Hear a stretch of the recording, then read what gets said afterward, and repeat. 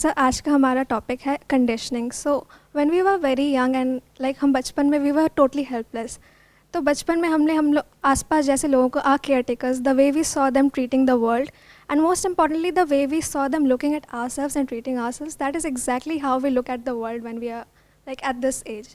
So sir, how do we learn to recondition and relearn ourselves so that we can free our thinking from all the barriers that have stuck us in the past and learn to look at situations and opportunities and people in a new way and learn to behave in a new way? Sir बचपन से ही हम एक ही type के लोगों के बीच उठते बैठते हैं. हमारे रिलेटिव्स, फ्रेंड्स भी काइंड ऑफ स्कूल टीचर्स भी वैसे ही हो जाते हैं. So it affects a lot the way we think and the way we behave.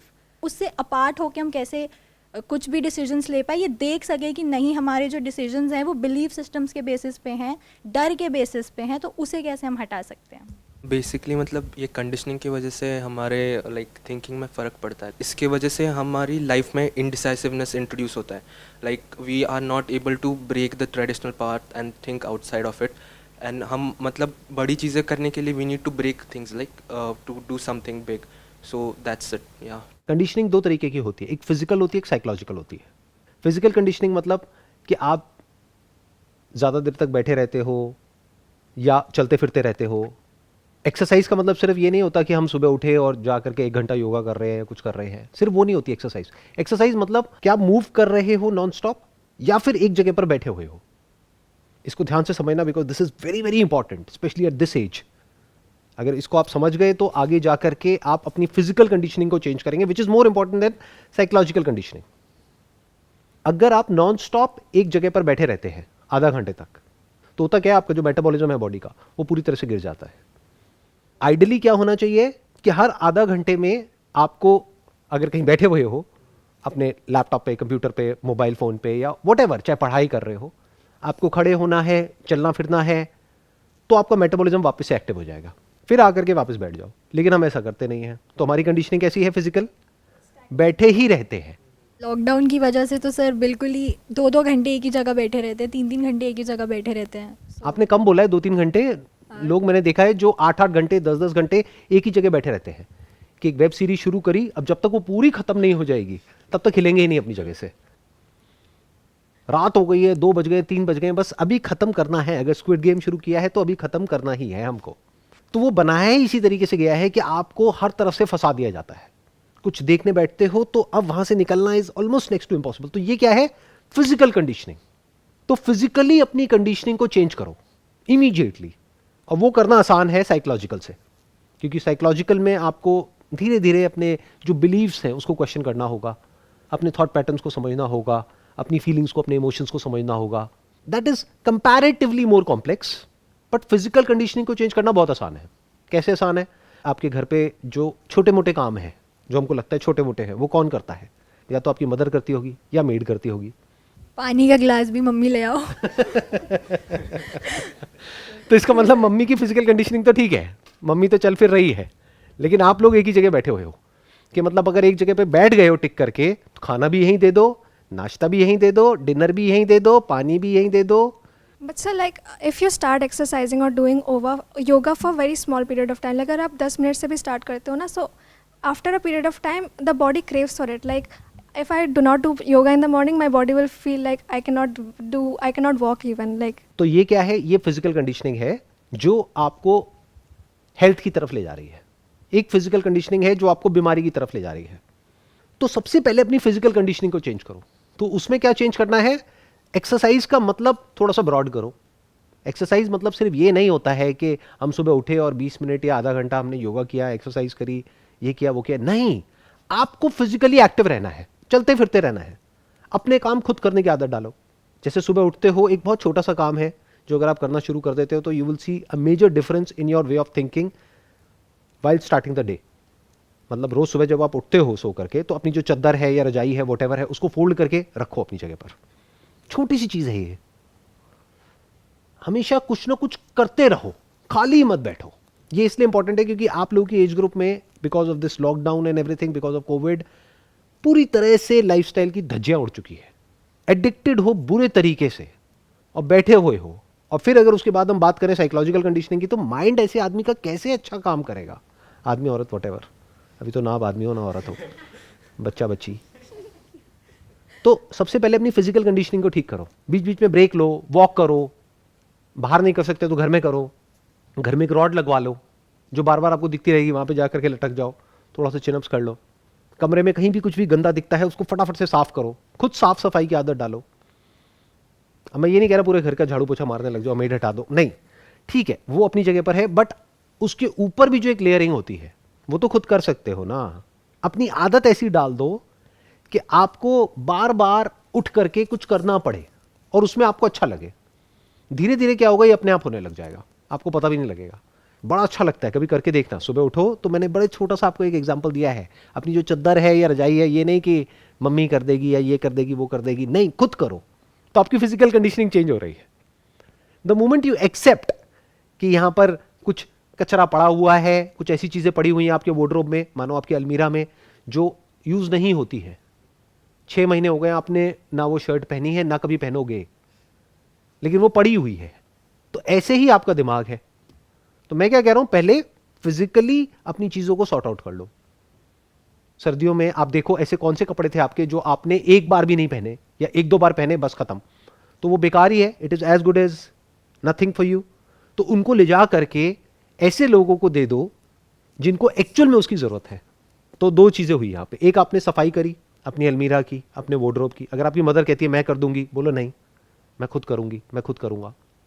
In fact जो कंडीशनिंग है उसको तोड़ने की शुरुआत ही ऐसे होती है। जो इंसान औरों पे डिपेंड है पूरी तरह से फिजिकली, वो मेंटली अपनी कंडीशनिंग को क्या चेंज करेगा? सर जब मतलब हम वैसे कर सकते हैं, but like you know like family friends या they force there like conservatism on us, like मतलब जैसे हम like we try to be independent, तो जैसे कि लाइक इतना करने की ज़रूरत नहीं, हम लोग हैं ना, मतलब तो आप उनका डायलॉग उन्हीं पे मार दो ना, बोलो आपको भी इतना करने की जरूरत नहीं है, मैं हूं ना। उनकी हेल्प करो ना, उनको अच्छा लगेगा। अगर सुबह उठ करके, मैंने आपको एक सिंपल सा एग्जांपल दिया, अगर जा करके अपनी चद्दर फोल्ड कर रहे हो, रजाई फोल्ड कर रहे हो, बुरा लगेगा आपकी मदर को? नहीं वो तो अच्छा है। खुश हो जाएंगे ना। हाँ, तो फिर बहाने क्यों बना रहे हैं हम? तो लेट्स डू इट। मैं कह रहा हूं इसको करो, करके देखो। मतलब लाइफ के जो छोटे छोटे टास्क है ना, उसको इंजॉय करके करो, उसमें आपको मजा आना चाहिए। सर पक्का मज़ा आएगा? डिफिकल्ट लग रहा है सर, उसमें मज़ा आना थोड़ा। फर्स्ट डे कर रहे हैं, सेकंड डे कर रहे हैं तो अच्छा लगेगा, बट थर्ड डे से मम्मी को भी लगेगा कि अब तो इसका काम है, और फिर बोर्डम भी आ जाएगी। So how do we beat that? अगर इसको ऐसे समझ करके करोगे कि मैं काम कर रही हूं, तो आप बोर हो जाओगे। बट अगर इसको ऐसे करके करोगे कि मैं इंडिपेंडेंट हो रही हूं, मैं अपने बेस पे कुछ कर रही हूं, मैं अब एक्चुअल में अपने पैरों पे खड़ी हूं, इसी को तो बोलते हैं अपने पैरों पे खड़े होना। ये थोड़ी कि कहीं से सैलरी आ रही है 20-30 हज़ार रुपये और आप कह रहे हो मैं पैरों पे खड़ी हो गई, कैसे हो गए? और जब मेड चली जाती है तो हवा निकल जाती है, तो हवा नहीं निकलनी चाहिए। That is what I am saying. अंदर फियर नहीं होना चाहिए। जिस इंसान के अंदर फियर है वो अपनी साइकोलॉजिकल कंडीशनिंग को कभी नहीं तोड़ पाएगा। तो पहले फिजिकल फियर को पूरी तरह से हटा दो, नंबर 1। नंबर 2, अपनी जो फिजिकल कंडीशनिंग है उसको ऐसा बना दो कि वो आपको हेल्थ की तरफ ले जाए। इसको ऐसे मत सोचो कि मैं ये काम कर रही हूं, इसको ऐसे सोचो कि आप नंबर 1 इंडिपेंडेंट हो रहे हो, नंबर 2 हेल्थ की तरफ जा रहे हो। हेल्थ अगर अच्छी होगी तभी खुशी की बात उठती है, तभी जिंदगी जीने का फायदा है, नहीं तो जिंदगी मौत से भी बदतर है। कैसी जिंदगी चाहिए? जो फिजिकली हेल्दी हो आप, या फिजिकली एक्स एंड पेन्स हो बॉडी में? तो हेल्दी कैसे होते हैं? फिजिकली एक्टिव रहने से हेल्दी होते हैं। इस गलत फहमी में मत रहना कि जिम जाकर के हेल्दी हो जाओगे, क्योंकि जिम जाकर के जब लोग एक्सट्रीम में एक्सरसाइजेस करते हैं और वहां पर हम उनको करते हुए देखते हैं, तो बहुत बार ऐसा भी होता है कि हमारी बॉडी में इंजरी हो जाती है। राइट मतलब मैं भी चाहता हूँ ना, तो वहाँ पे मतलब रहते हैं लोग, मतलब दे ट्राई टू मतलब lift more and more weights without having any technique और एनीथिंग। और हम सारे भेड़ बकरियों की तरह हैं, भेड़ चाल में चलते हैं, तो वो उठा रहा है तो मेरे को भी उठाना है। और फिर वो प्राइड पे आ जाता है कि मुझे इतना उठाना नहीं आता। कि अगर कोई मान लो 100 किलो की बेंच प्रेस मार रहा है, तो आपके भी अंदर से आएगा, चाहे आपकी कैपेसिटी है 20 किलो की, आप कहोगे यार चल मैं 50 तो ट्राई करता हूँ, और फिर यहाँ पर रॉड गिर गई है और फिर चीख रहे हैं। जिम में सबसे इंपॉर्टेंट है अपनी बैक को बचा करके रखना।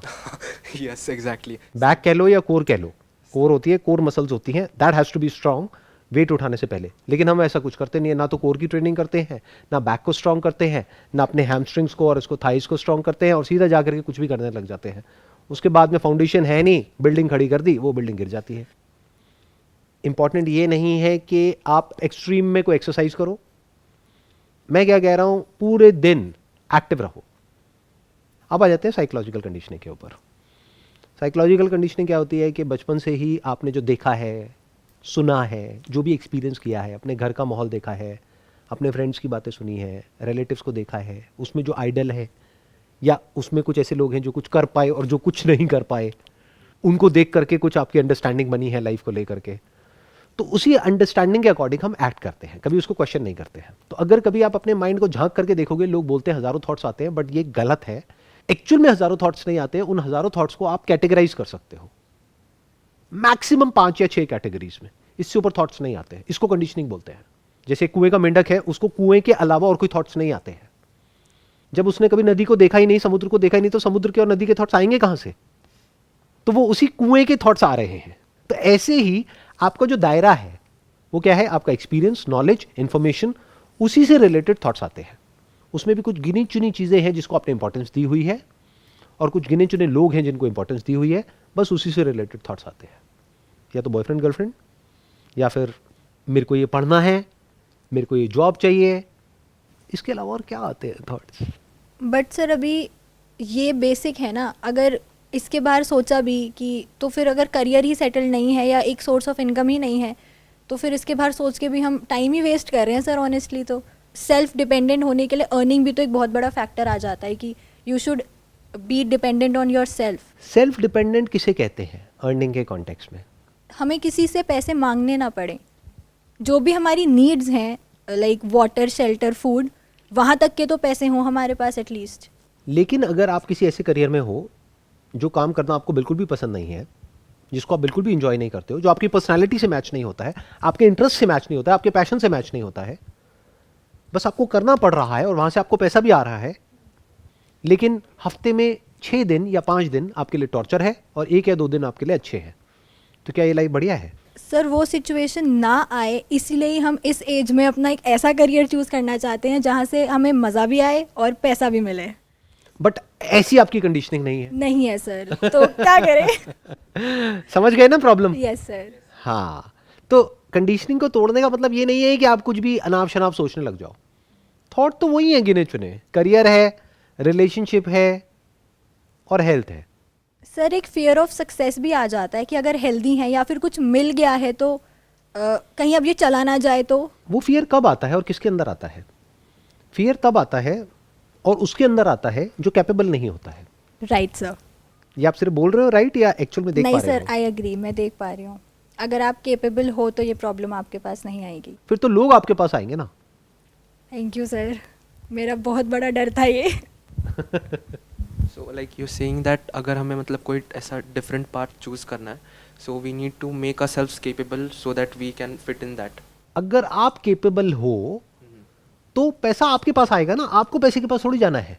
ऐसा डर किसके अंदर आता है? फॉर एग्जाम्पल, आपने बड़ा एफर्ट किया या आपके घर वालों ने एफर्ट किया और कहीं से अप्रोच लगा करके आपको एक ऐसी नौकरी मिल गई जिसके लिए आप डिजर्विंग नहीं हो, लेकिन सिफारिश से या किसी की अप्रोच से, जुगाड़ से आपको एक नौकरी मिल गई है।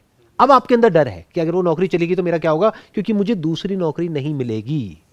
बट अगर जॉब में या बिजनेस में आप बिल्कुल नीचे से उठे हो, अपने दम पर उठे हो, और आपको पता है कि मैं इस कंपनी में सेल्स डिपार्टमेंट में इस लेवल पर हूं क्योंकि मैं इतने की सेल्स जनरेट करता हूं। फॉर एग्जांपल, मुझे कंपनी 50,000 रुपए देती है क्योंकि मैं इस कंपनी के लिए 5 लाख की सेल जनरेट करता हूं। फ्री का नहीं दे रही है, मेरे को दे करके पैसा कोई एहसान नहीं कर रही है मेरे पे। तो अगर मैं 5 लाख रुपए महीने की सेल इस कंपनी के लिए निकाल सकता हूं तो किसी भी कंपनी के लिए निकाल सकता हूं। जॉब इंटरव्यू में जाकर के मैं सीधा बोल सकता हूं मुझे सैलरी नहीं चाहिए। सोचो एम्प्लॉयर को कितना मजा आएगा, वो कहेगा ये कैसे एम्प्लॉई है। आप कहोगे मुझे कमीशन चाहिए, है दम तो बोलो ना। बट इतना दम नहीं है ना हमारे अंदर, डरपोक है हम सारे के सारे। क्यों? क्योंकि कभी अपने ऊपर तो काम किया ही नहीं। अगर आप किसी कंपनी में जाकर के बोलोगे मुझे सैलरी नहीं चाहिए, और वो प्रोडक्ट आपको अच्छा लगता है और आपको लगता है कि मैं उसको बेच सकता हूं, और आप जाकर के उनको बोलते हो कि मैं प्रोडक्ट बेचूंगा और उस पर मुझे 10% कमीशन चाहिए, सैलरी 1 रुपए भी नहीं चाहिए, तो क्या वो कंपनी मना करेगी? नहीं सर, सर एक डर आता है बीच में, चाहे आप कितने मर्जी स्किल्ड क्यों ना हो जाओ, अगर नहीं कर पाए तो। वो किसके अंदर आता है डर? जैसे आपको गाड़ी चलानी आती है, नहीं आती है? Yes sir. तो डर आता है कि गाड़ी नहीं चला पाए तो। नहीं। तो मैं क्या कह रहा हूं, एक एमेच्योर से प्रो बन जाओ। फॉर एग्जाम्पल, आप सेल्स में हो, और आपको कॉन्फिडेंस है कि मैं अगर प्रोडक्ट अच्छा है तो मैं बेच सकता हूं, तो आप एक प्रोडक्ट बेच सकते हो, तो आप कोई भी प्रोडक्ट बेच सकते हो, यहां बेच सकते हो तो कहीं भी बेच सकते हो। अगर एक्चुअल में आप एक तगड़े सेल्समैन हो तो। सेल्समैन वो नहीं होता जो जा करके फीचर्स बताता है किसी भी प्रोडक्ट के, कि इस प्रोडक्ट में ये अच्छा है, वो अच्छा है, वो अच्छा है, वो अच्छा है, वो अच्छा है, वो अच्छा है। नहीं, सेल्समैन वो होता है जो समझता है कि सामने वाले को क्या चाहिए। तो अगर आप सेल्स में मास्टर हो तो अब आपके अंदर डर नहीं आएगा, आपको लोग अप्रोच करेंगे। जैसे अगर कोई अच्छा आर्टिस्ट है तो उसके लिए कैपेबिलिटी का मतलब सिर्फ ये नहीं है कि एक अच्छा आर्टिस्ट कैसे बने, बल्कि ये भी कि अगर वो किसी आर्ट गैलरी में जा रहा है टाइप करने के लिए, तो वहां पे रिलेशनशिप को कैसे बनाए, अपने नेटवर्क को कैसे एक्सपैंड करे, अपनी आर्ट को बेचे कैसे, सही लोगों तक कैसे पहुंचाए, क्योंकि जो दिखता है वही तो बिकता है। तो ये आपकी कंडीशनिंग है जिसको तोड़ना है, जिसको मैं नहीं तोड़ सकता, कोई और नहीं तोड़ सकता। जब आप रिसर्च करोगे ग्लोबली कि लोग क्या क्या कर रहे हैं और किस किस तरीकों से कर रहे हैं, तो पहले यहां से शुरू करो कि मुझे नहीं पता। इन्फिनिट पॉसिबिलिटीज है, but I don't know. Sir उन इनफाइनाइट पॉसिबिलिटीज को ढूंढना बहुत डिफिकल्ट हो जाता है, बिकॉज बहुत लिमिटेड इन्फॉर्मेशन है हमारे पास। अरे कहाँ नहीं से है ढूंढें? मुश्किल, कैसी बातें कर रहे हो।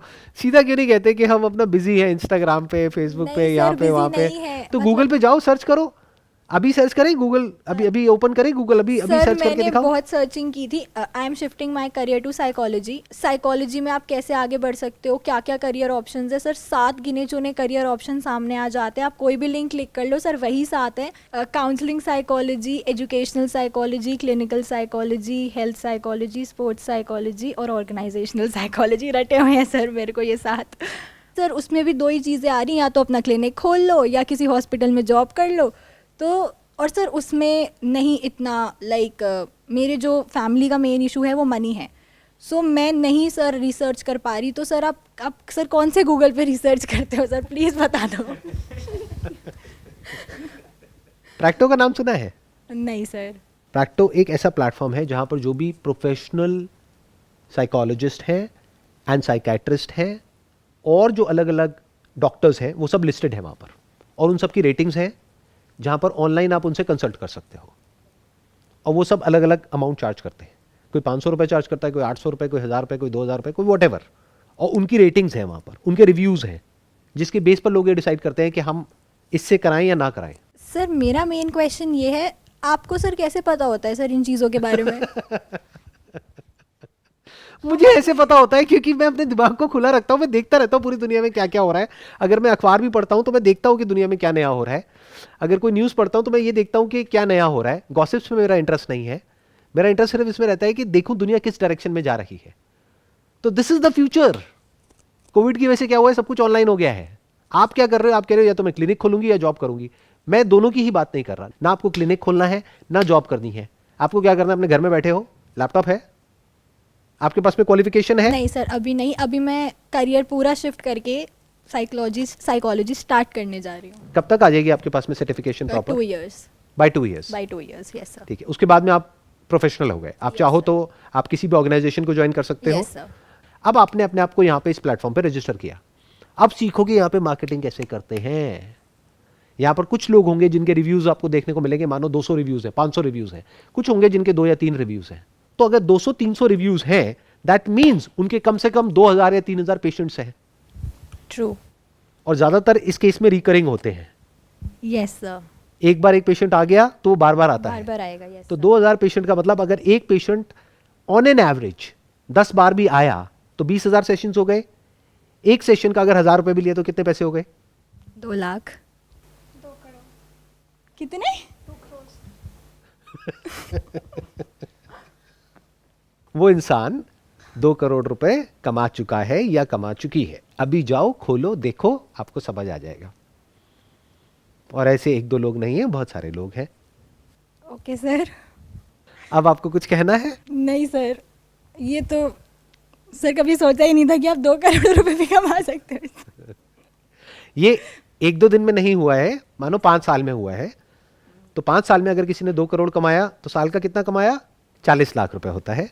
3-3.5 लाख रुपए महीने का ठीक है, उसमें से उनकी कमीशन भी हटा दो, सब हटा दो, 2-2.5 लाख रुपए महीने का ठीक है। Yes sir. कम तो नहीं है ना? नहीं सर। ठीक है। So I was like thinking to switch my career to art side, like मतलब सिंगिंग डांसिंग वो पहले किया था, मतलब मैंने like around when I was in 8 9 मैं 10। करियर काउंसलर हूँ क्या? मतलब एक करके सब अपने अपने करियर की बातें कर रहे हैं। इसको रैप अप करते हैं। अब आप मेरे को ये बताओ कि अभी तक मैंने जो भी कुछ बोला है उसके बेस पर आपको क्लियर हुआ कि अपनी कंडीशनिंग को कैसे तोड़ते हैं? कैसे तोड़ते हैं बताओ, जवाब दो। स्टेप 1 पहले हमें फिजिकली ये एक्टिव रहना है, मतलब दिन भर थोड़ा बहुत घूमते रहना इधर उधर। Perfect. फिर उसके बाद साइकोलॉजिकली हमें ऐसा नहीं कि आप एक ही जगह घर में गोल गोल गोल गोल घूमने लग जाओ, घर वाले डर जाएंगे। हाँ, काम करते रहना है, becoming self independent. Right. And उसके बाद फिर हम साइकोलॉजिकली धीरे धीरे जो भी चीज़ हमें करनी है उस पर एक एक स्टेप करते जाए, तो will get an understanding and develop our capability along the way. नहीं करना नहीं है अभी। पहले अपने आप को ये बोलना है कि मुझे नहीं पता है कि क्या क्या ऑप्शंस अवेलेबल हैं पूरी दुनिया में। जैसे इनको नहीं पता था, तो पहले अपने आप को ये बोलना है कि आई डोंट नो कि जो भी मैं करने वाला हूं उसमें क्या क्या ऑप्शंस अवेलेबल है, लेट मी फिगर आउट। आप ये सोचो कि जो आपके कस्टमर्स हैं वो कौन होने वाले हैं। जैसे इनके केस में, साइकोलॉजी के केस में कौन होने वाले हैं जिनको उसकी ज़रूरत है। तो आप ये सोचो आपको ज़रूरत है, तो अब आप कहाँ जाओगे? आप जाकर के गूगल पे सर्च करोगे कि बेस्ट साइकोलॉजिस्ट इन दिल्ली मान लो, तो अब देखो वो क्या क्या वेबसाइट्स आ रहे हैं, क्या क्या प्लेटफॉर्म्स आ रहे हैं। कुछ डायरेक्ट आ जाएंगे लोगों के नाम, लोगों के क्लिनिक्स के नाम, कुछ इनडायरेक्ट आएंगे थ्रू दीज मार्केट प्लेसेस। तो फिर आप वहां पे जाओ और एक सेशन ले लो 600-700 रुपए दे करके, तो आप और ज्यादा एक स्टेप आगे बढ़ोगे। स्टेप समझ आ रहे हैं?